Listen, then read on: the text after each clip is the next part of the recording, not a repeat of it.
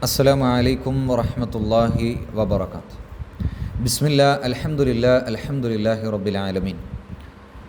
റസൂലുള്ളാഹി സ്വല്ലല്ലാഹു അലൈഹി വസല്ലമ നോമ്പിൻ്റെ ഒട്ടനവധി മഹത്വങ്ങളെക്കുറിച്ച് നമുക്ക് പഠിപ്പിച്ചു തന്നിട്ടുണ്ട്.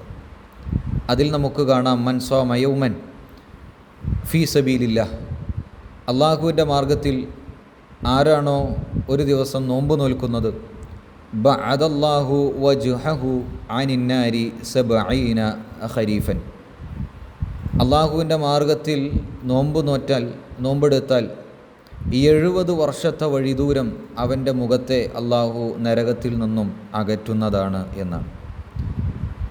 നാം ഒന്ന് ചിന്തിക്കുക, നമ്മുടെ റമളാനിലെ 30 നോമ്പുകളും നമ്മൾ എടുത്തു കഴിഞ്ഞാൽ എത്ര വർഷത്തെ വഴിദൂരമായിരിക്കും അള്ളാഹു സുബ്ഹാനഹു വ തആല നമ്മുടെ മുഖത്തെ നമ്മെ നരകത്തിൽ നിന്ന് അകറ്റുകയും സ്വർഗത്തിലേക്ക് അടുക്കുകയും ചെയ്യുക.